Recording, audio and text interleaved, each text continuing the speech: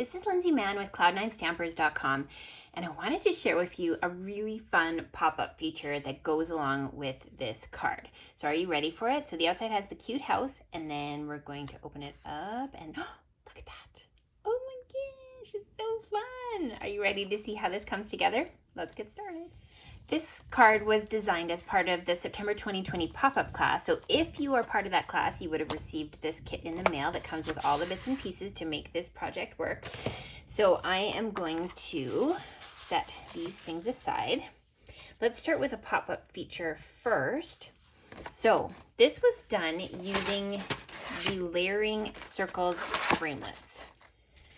So this card insert is 5 inches by 7.5 inches, and all I did was folded it in half, and then I took the circle framelit and I laid it on the card so it was halfway like that. I ran it through my Stampin' Cut and Emboss machine, but I only went halfway. So I rolled it in halfway and then I rolled it out. So what that did was it created a cut that was only partial. Then I used my scoreboard and I laid it on there and I scored to the corner of the fold line. And then what happens is you're going to do an innie and an outie. So this is going to go outie like that. And this is going to go innie. So you want to kind of fold gently on those score lines that are created there, those diagonal score lines.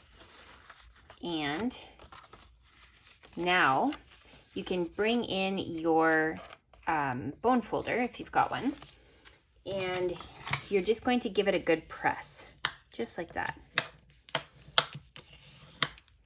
So now we have this feature that opens and closes. So next I'm going to bring in my regular card front. So this is cut at 5.5 by 8.5.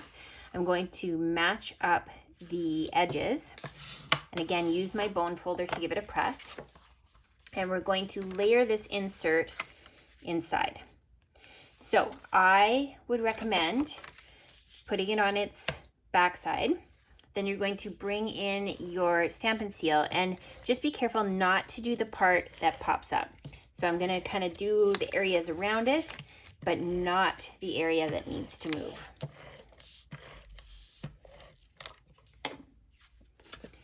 So now I'm going to bring this in, and I'm just going to match up my score line and just look to make sure it's even on the top and the bottom.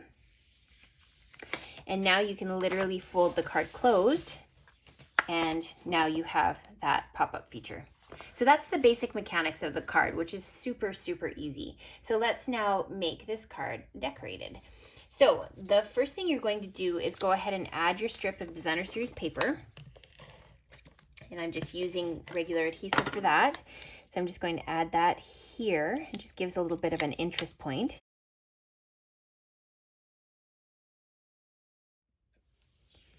I have some pieces of Designer Series paper with the little houses on it.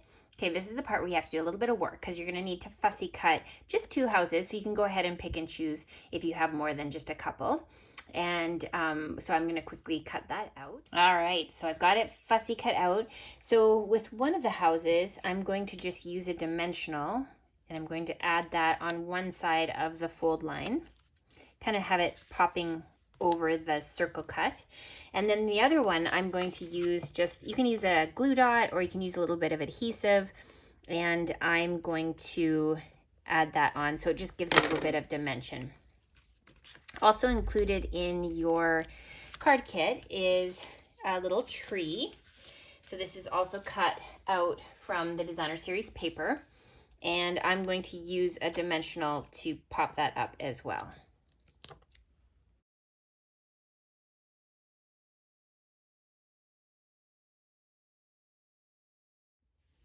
Okay, so now we're going to decorate the front. So I'm just going to open it up and lay it flat. And we're going to start by adding some of the Poppy Parade. And I'm actually going to not adhere it to the front first. I'm going to set this aside and just work on the decorating of the card front. So I have some Designer Series paper. I'm going to use my adhesive And I'm going to add that in place. All right, next I've brought in the vellum doily, and I'm going to cut off just a little edge like so on both sides. So we're wanting to grab the scallop edge there. And then I'm going to go ahead and right along the strip where the Designer Series paper is, I'm going to add my adhesive. We're going to be covering that up in a minute here with a piece of white paper, but what I want to do is lay this scallop along to just get that decorative edge showing. And it's okay to overlap the two pieces here. All right, next I'm bringing in this strip of white, and I'm going to add a little bit more adhesive just to make sure that it's going to hold over top of that vellum. And now we're going to make sure our adhesive is covered up. And I find it helpful if you use your grid paper so that you can line it up and see exactly where the strip is. See, look at that. I want to move this over because we don't want the excess vellum sticking out. There we go. Now, if you have a little bit of overhang, sometimes that just happens when you've got like little tiny bits of cutting errors, you can go ahead and just flip it over and use your scissors to trim off any excess just so it has a nice clean finish. Now, don't worry about this overlap because this is where our focal point is going to go. So next we're bringing in the 2-inch Misty Moonlight circle, and that's been punched out with the 2-inch circle punch. And we're going to use adhesive to be able to layer that in place. If your Stampin' Seal isn't progressing, just use your finger to be able to pull it forward. Just a little tip for you. Okay, so we're gonna layer this like so. So I've cut this out using the Trim the Town Designer Series paper, and I'm just going to add some dimensionals to the back of this image. Make sure I get all the backings off, and then we're going to layer it like this.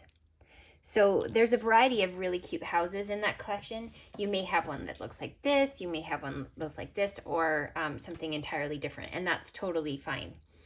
So the thing that I love about this particular Designer Series paper is there's a whole 12 by 12 sheet that comes with different greetings. So I tried to give you a piece that has maybe 1 or 2 different English greetings that you could choose from. If you speak another language, you're welcome to put the other languages on, but my crew this Christmas probably will be looking for English cards, so I'm going to do that. So just go ahead and trim off any of the words that you want. So I'm going to choose Be Merry.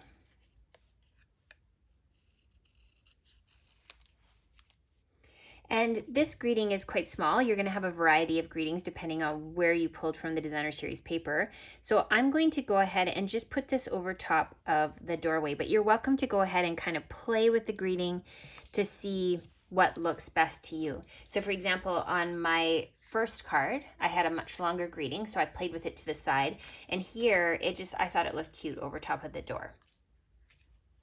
The finishing embellishments are using some of the blue adhesive backed gems, which are just so pretty. I love these.